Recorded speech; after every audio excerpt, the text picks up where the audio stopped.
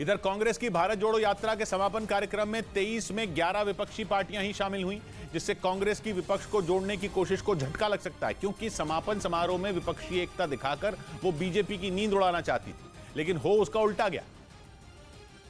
क्योंकि जिन 23 पार्टियों को कांग्रेस ने समापन कार्यक्रम का न्योता दिया, उनमें केवल 11 के ही नेता श्रीनगर पहुंचे, यानी आधे से भी कम। जबकि मल्लिकार्जुन खड़गे ने इस कार्यक्रम में विपक्ष के 23 नेताओं को बुलाकर एक बड़ी मुहिम छेड़ने की तैयारी की थी, लेकिन मायावती, अखिलेश, नीतीश कुमार और सीताराम येचुरी ने कार्यक्रम से दूरी बना ली।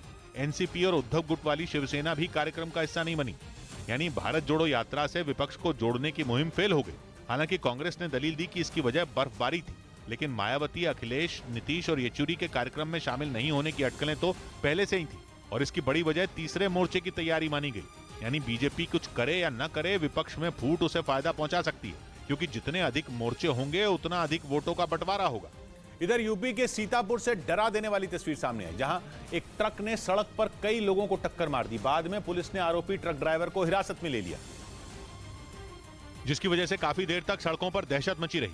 आरोप है कि उस ट्रक का ड्राइवर शराब के नशे में था और इसीलिए वो ट्रक को कभी इधर तो कभी उधर ले जाने लगा। कई बार तो उसने सड़क के किनारे मौजूद मकानों से भी भिड़ने की कोशिश की। इस दौरान उसने कई लोगों को टक्कर भी मारी। उस ट्रक के डर से वो पूरा इलाका खाली हो गया, जिसके बाद पुलिस को इसकी जानकारी दी गई।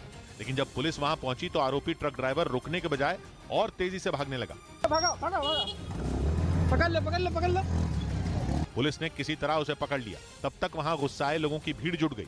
उनमें कई लोग तो पुलिस के सामने ही उस पर टूट पड़े। हालांकि पुलिस ने तुरंत ही उन लोगों को शांत करा दिया।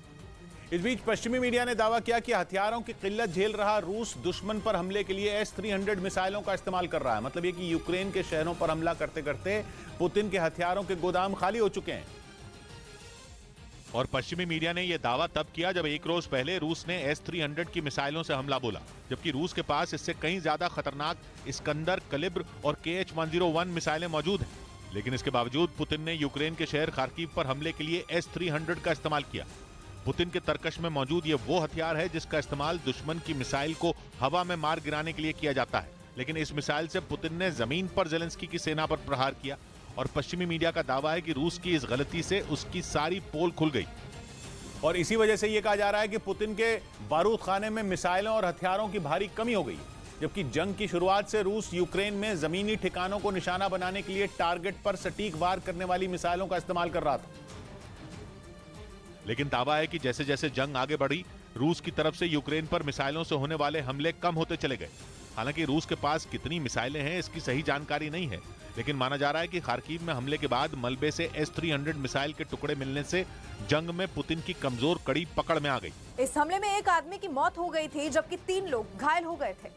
इसी के बाद से पश्चिमी मीडिया ये दावा कर रहा है कि रूस के पास यूक्रेन में जंग लड़ने के लिए हथियार ही नहीं बचे हैं, और इसीलिए वो S-300 की मिसाइलों से जमीन पर हमला बोलने के लिए मजबूर हो चुका है।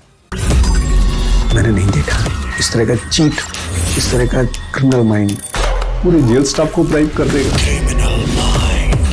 मैं सोच भी नहीं सकता था गवर्नमेंट फंक्शनरी को इम्पर्सनेट करता था, आवाजें बदलता था।